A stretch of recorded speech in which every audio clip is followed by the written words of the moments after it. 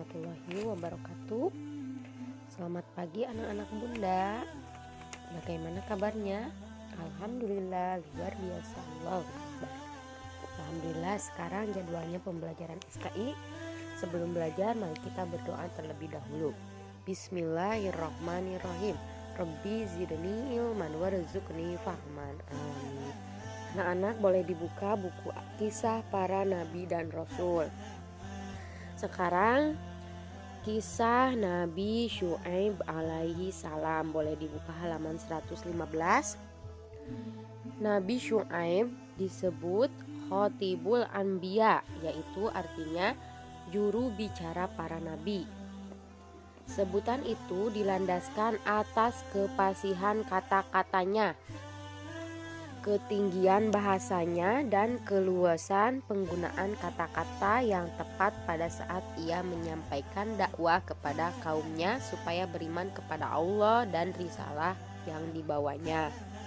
Nabi Syu'aib diutus kepada penduduk Madyan. Penduduk Madyan adalah suatu kaum yang berbangsa Arab. Mereka tinggal di kota Madyan, letaknya di wilayah Mu'an, di perbatasan negeri Sam dan Hijaz. Nama Madyan sendiri adalah nama sebuah kabilah. Mereka adalah keturunan dari Madyan bin Nabi Ibrahim alaihi salam. Adapun dakwah dan nasihat Nabi Syu'aib kepada kaumnya atau penduduk Madyan diantaranya yaitu yang pertama, beribadahlah hanya kepada Allah. Sekali-kali tiada Tuhan bagimu selain Dia. Yang kedua, janganlah kamu kurangi takaran dan timbangan.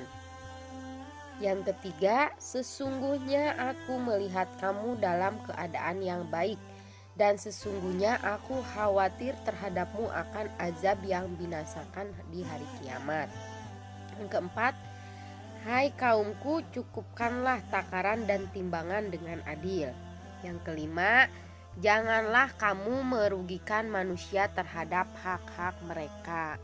Yang keenam, janganlah kamu membuat kejahatan di muka bumi ini dengan membuat kerusakan.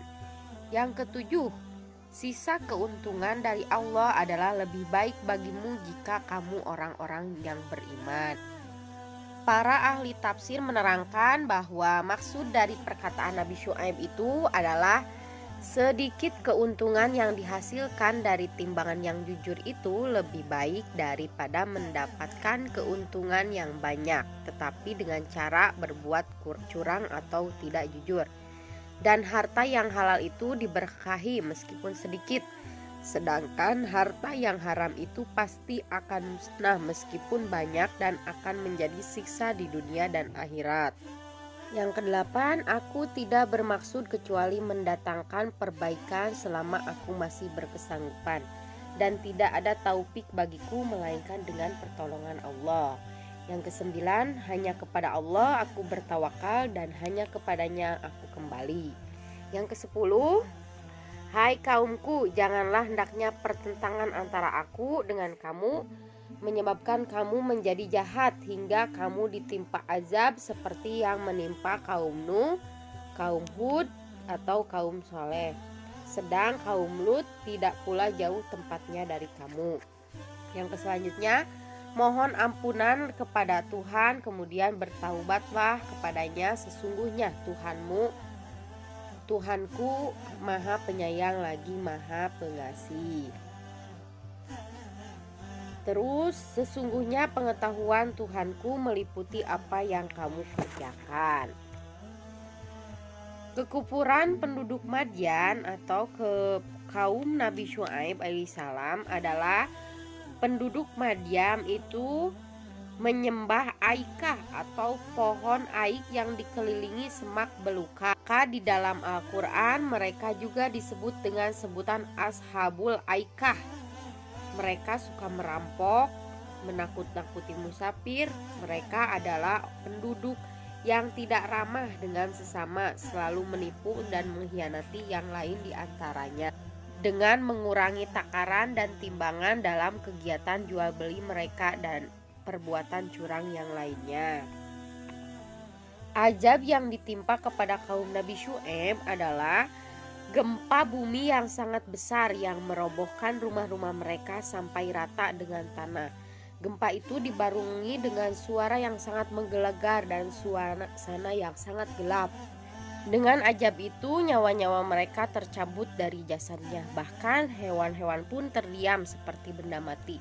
Hingga akhirnya terlihat jasad-jasad mereka berlimpangan di mana-mana. Tidak ada yang bergerak lagi, tidak ada yang bernapas, dan tidak ada lagi yang bernyawa dari kaum Syu'aib yang kufur kepada Allah Subhanahu wa Ta'ala. Disebutkan bahwa sebelum azab itu turun selama 7 hari penduduk Madian merasakan hawa panas yang menyengat. Tidak ada angin yang bertiup sama sekali, bahkan tidak ada pelindung atau air yang dapat berguna bagi mereka untuk meredam sengatan hawa panas itu. Walaupun mereka masuk ke dalam air yang mengalir sekalipun, tetapi saja mereka dapat merasakan hawa panas itu.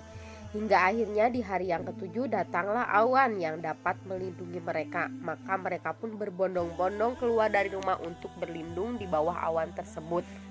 Setelah semuanya berkumpul di bawah awan tersebut, maka Allah menurunkan petir dan guntur yang menyambar. Dan mereka pun berhamburan kembali ke rumah mereka masing-masing. Kemudian terjadi gempa yang dahsyat dan terdengar suara melengking yang memekakan telinga mereka dari atas langit hingga membuat nyawa-nyawa mereka tercabut.